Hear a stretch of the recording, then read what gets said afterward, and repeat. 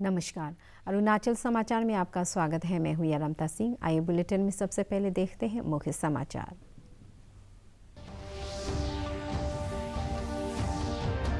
कक्षा 10 और 12 की कक्षाएं कल से हो रही है शुरू। विद्यालय में कोविड दिशा निर्देशों के अनुसार किए गए आवश्यक प्रबंध। राज्य के शिक्षा निदेशालय ने खादी इंडिया से बड़ी संख्या में मास्क खरीद कर राज्य के सभी विद्यालयों को कराया उपलब्ध।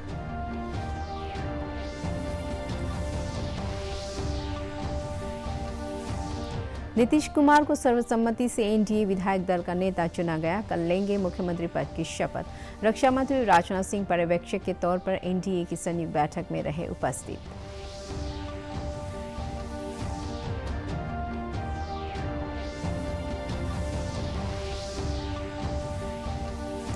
राज्य में कोविड-19 से एक रोगी की मृत्यु के बाद मृतकों की संख्या हुई 48। शनिवार को कोविड संक्रमण के 34 नए मामले और 102 मरीज हुए स्वस्थ। देश में कोविड रिकवरी दर 93.09%।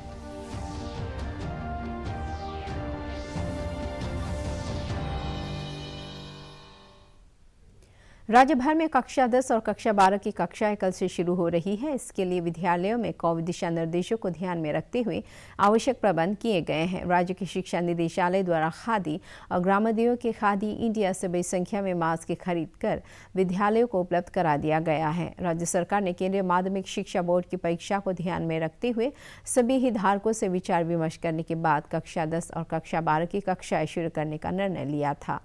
राज्य की शिक्षा सचिव निहारिका राय ने बताया है कि स्कूलों में कोविड को लेकर विस्तृत दिशा निर्देश पहले ही जारी किए जा चुके हैं। इसके अंतर्गत स्कूल में पढ़ने वाले छात्रों, वहां के अध्यापकों और अभिभावकों के लिए आवश्यक निर्देश दिए गए हैं। शिक्षा विभाग ने कहा है कि स्कूल में आने वाले सभी छात्रों को प्रवेश के समय अपने अभिभावकों का लिखित सहमति पत्र लाना अनिवार्य होगा। ईस्ट सियांग जिला स्कूल शिक्षा उप निदेशक जोंगे यिरांग ने कहा है कि कोविड दिशा निर्देशों के अनुसार प्रत्येक कक्षा में 20 से अधिक छात्रों को बैठने की अनुमति नहीं होगी। एसओपी के 3-4 भाग हैं। एसओपी के 1 is for the school, what school is suppose to do when the schools get open, और बिफोर ओपनिंग ऑफ स्कूल्स उनको क्या प्रिपरेशन करनी है। That includes of course the sanitising of the school, proper signages, cleaning of toilets, adequate water supply, liquid soaps, वो सब एक part है उसका जो इंफ्रास्ट्रक्चरली उनको करना है।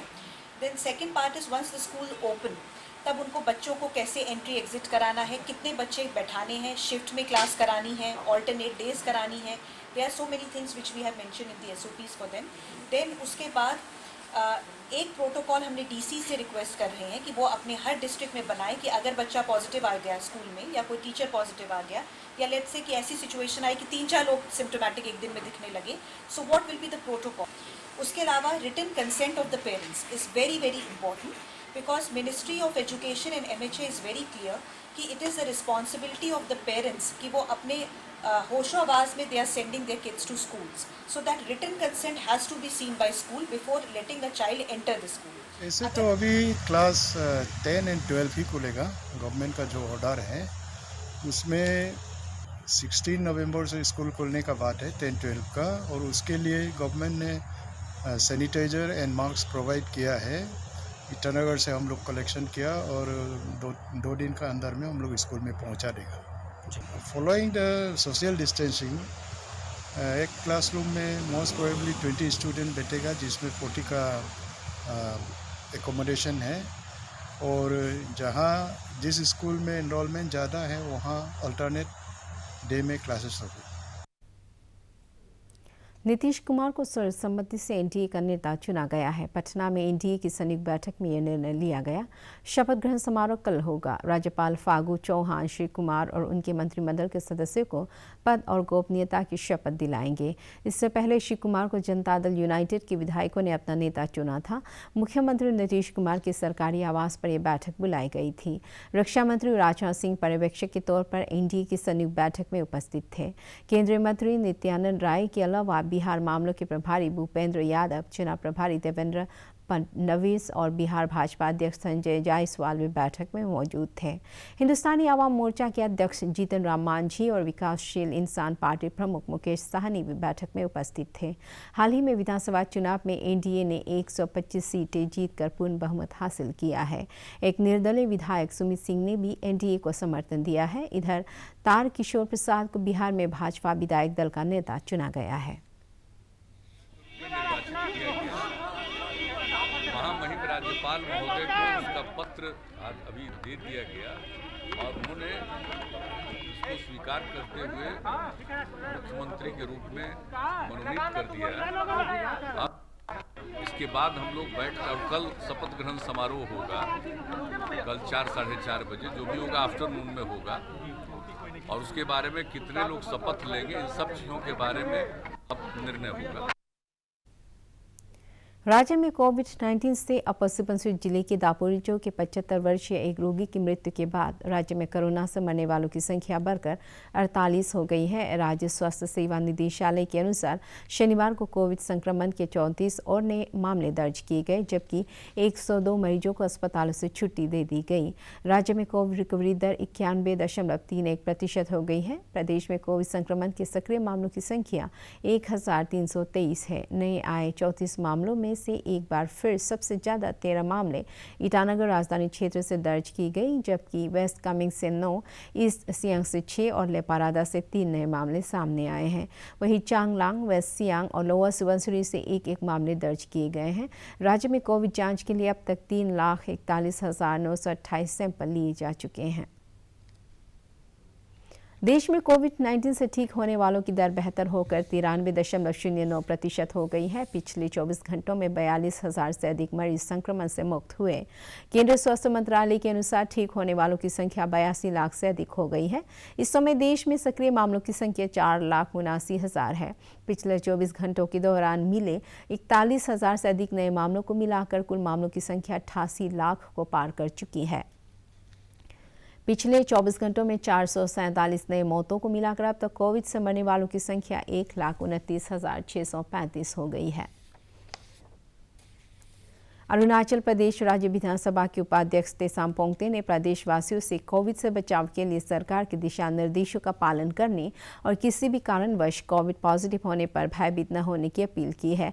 उन्होंने कहा है कि सरकार प्रदेश के अस्पतालों या होम आइसोलेशन में रह रहे कोविड पॉजिटिव रोगियों के इलाज के लिए सभी आवश्यक कदम उठाए हैं। इस त्योहार का अवसर को लेते हुए मैं आप सभी को एक रिक्वेस्ट करना चाहूँगा। जो कोविड-19 को लेकर के मैं खुद लास्ट सितंबर 22 को मेरा पॉजिटिव पाया गया था और मैं कोविड हेल्थ केयर हॉस्पिटल में भी रहना पड़ा। बहुत ज़्यादा लाइटली आप सब नहीं लेना है। आप सब जो SOPs है उसको फॉलोअप कीजिए, मास्क को लगाना है और थोड़ा दूरी को मेंटेन करना है और जो सैनिटाइजर वगैरह और समय पर आपका जो हाथ वगैरह धुलाई अच्छी तरह से करना है। ये सब SOP को आप लोग मेंटेन करना है। इस त्यौहार को लेते हुए हम सब एक संकल्प लेना है कि हम कोविड-19 से बच के रहें। आत्मनिर्भर भारत मिशन और सरकार की कृषि योजनाओं का लाभ राज्य के दूर दराज के इलाकों में भी पहुंच रहा है। सरकार द्वारा ग्रामीण स्तर पर रोजगार के अवसर पैदा करने और कृषि क्षेत्र में आय को बढ़ाने के लिए दिए जा रहे प्रोत्साहन से बड़ी संख्या में लोग ऑर्गेनिक खेती कर रहे हैं। अपर सियांग जिले के तूतिंग सर्कल के मोलुंग गांव में किसान जैविक खेती से स्थानीय जरूरतों को पूरा कर रहे हैं। मोलुंग गांव से चीन की सीमा करीब 30 किलोमीटर दूर है। यहाँ के किसान याजोंग ने बताया कि पहले असम के सिलापथार और अन्य नगरीय क्षेत्रों से अनाज और सब्जियों को मंगाने में ज़्यादा खर्च आता था, पर अब जैविक खेती से स्थानीय स्तर पर खाद्यान्न जरूरतें पूरी हो रही है। उन्होंने कहा कि केंद्र और राज्य सरकार की योजनाओं का लाभ किसानों को मिल रहा है और इससे आत्मनिर्भरता के साथ साथ आर्थिक स्थिति भी मजबूत हो रही है। एक तो यहाँ का प्रॉब्लम है, हमारा गोंपा में 250 करीब आने वाला है, बच्चा भी है। अच्छा। तो उन सब के लिए हम लोग सिलापत्थर से लेके आना पड़ता है। तो सिलापत्थर से गाड़ी भाड़ा कैरिंग चार्ज ऐसा ऐसा करके बहुत मतलब, और गर्म दिन का मौसम में ये कट जाता है, रोड ब्लॉक हो जाता है, उसमें नहीं आ पाता है। तो इसलिए हम सोचा है कि यहाँ में एक ऑर्गेनिक सब्जी यहाँ का मतलब प्रोडक्ट मिलने से ठीक है बोल के, इसलिए कुछ ना कुछ हेल्प मिल जाएगा बोल के, इसलिए ये काम शुरू किया है। सिंगा एक सर्कल है, सीओ सर्कल है, वो जगह में सब्जी, कहीं भी सब्जी मतलब जो भी लगाने से बहुत अच्छा होता है। तो इसलिए मेरा इस बार ऐसा प्लानिंग किया कि ये बारबेडुआर लेके फेंसिंग जो है हम गोम्पा का तरफ से दे के और उल्लू का खेती को कवर करके खुद उल्लू को खेती करने देगा। उसके बाद जितना प्रोडक्शन है वो हम गोम्पा कर ही देगा, उल्लू को तार फ्री ऑफ कॉस्ट दे देगा, और उल्लू का जो जितना भी सब्जी प्रोडक्शन होता है वो हम यहाँ में लेके गोम्पा में अभी सिलापोतर वहाँ से नहीं लेके यहाँ से ही मतलब करने के लिए हो जाएगा बोल के, उसका ऐसा एक प्लानिंग है मेरा। लोकप्रिय अभिनेता और दादा साहेब फाल्के पुरस्कार से सम्मानित सौमित्र चैटर्जी का आज कोलकाता के नर्सिंग होम में देहांत हो गया। वे 85 वर्ष के थे। उन्हें कोरोना पॉजिटिव पाए जाने के बाद पिछले महीने की 6 तारीख को अस्पताल में भर्ती किया गया था। हालांकि बाद में वो कोरोना से उभर गए थे। अस्पताल के सूत्रों ने बताया कि अन्य बीमारियों के कारण उनका निधन हो गया। सौमित्र चैटर्जी ने आकाशवाणी कोलकाता केंद्र में एक उद्घोषक के तौर पर अपने करियर की शुरुआत की थी। उन्होंने सत्यजीत रे के निर्देशन में बनी फिल्म अपूर्व संसार में अप्पू का चरित्र निभाकर बड़े पर्दे पर पहली बार कदम रखा था। रंगमंच के जाने माने व्यक्तित्व और कवि सौमित्र चैटर्जी पद्म भूषण और फ्रांस के सर्वोच्च नागरिक पुरस्कार लीजन ऑफ ऑनर से सम्मानित किया गया था।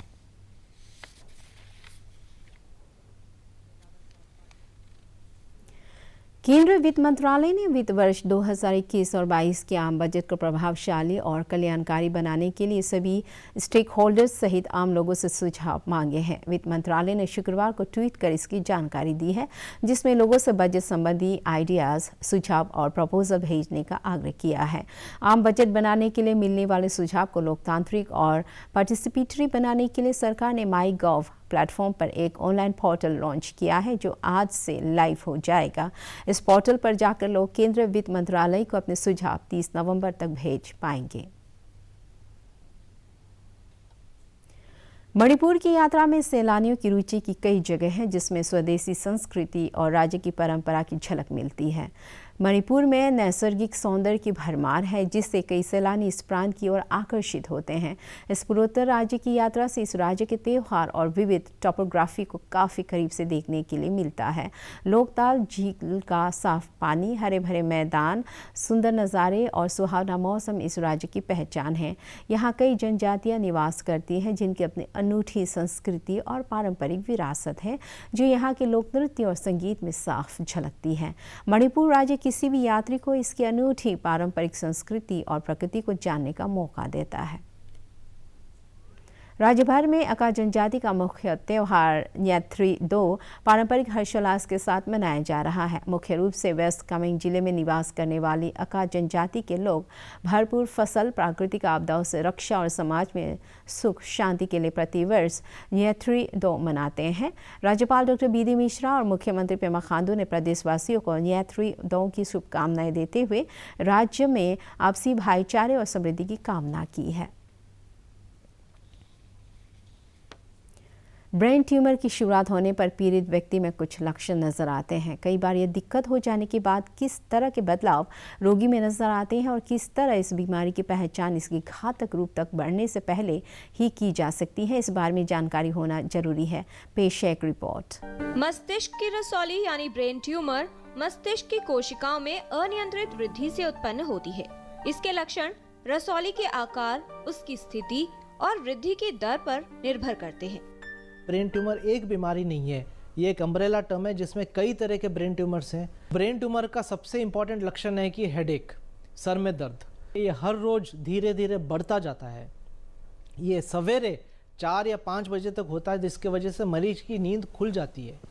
और जब सर दर्द बहुत ज़्यादा हो जाता है तो इसके वजह से उल्टी होती है। उल्टी होते ही सर दर्द कुछ कम हो जाती है। हो सकता है कि आंखों में रोशनी भी कम हो जाए, हो सकता है हाथ में भी, पाँव में भी कमजोरी आए। हम MRI के ज़रिए ब्रेन ट्यूमर को बहुत एक्यूरेटली डायग्नोसिस कर सकते हैं। उसके अलावा ब्रेन मैपिंग करके ये भी देख सकते हैं कि ब्रेन ट्यूमर ब्रेन के हिस्से में कहाँ पे है। ये अगर निकालेंगे तो बाकी हिस्से में कोई प्रॉब्लम होगा कि नहीं होगा, ये हम ब्रेन मैपिंग के ज़रिए पता कर सकते हैं। जरूरी है कि लक्षणों को नज़रअंदाज न करें और विशेषज्ञ को तुरंत दिखाएं। सर्जरी भी बहुत कुछ बदल गया है। सर्जिकल टेक्निक्स जो है आजकल हम ऑपरेटिंग माइक्रोस्कोप से करते हैं। बहुत सारे यंत्र हैं जिसके ज़रिए ऑपरेशन करेंगे तो ऑपरेशन बिल्कुल सेफ़ हो जाता है, ब्लड लॉस भी कम हो जाता है और उसकी जो रिस्क है वो बिल्कुल कम हो जाती है। कुछ ट्यूमर्स जैसे कि बाकी हिस्सों में भी हो सकता है, कैंसर का होता है जिसको हमें रेडियोथेरेपी या कीमोथेरेपी देने की ज़रूरत पड़ सकती है। ब्रेन ट्यूमर के लिए नॉन ऑपरेटिव टेक्निक्स भी आए हैं जैसे कि रेडियो सर्जरी या गामा नाइफ बोलते हैं।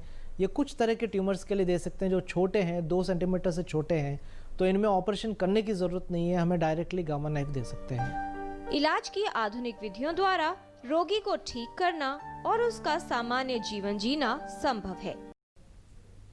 अरुणाचल समाचार के आज के अंक में इतना ही। जाने से पहले आप सभी से अनुरोध है कि कोविड-19 के दिशा निर्देशों का पालन करें, हमेशा मास्क लगाएं, बार बार हाथ धोएं और सोशल डिस्टेंसिंग के नियमों को मानें। हम कल फिर हाजिर होंगे अरुणाचल और देश दुनिया की खबरों के साथ। आप देखते रहिए अरुण प्रभा। नमस्कार।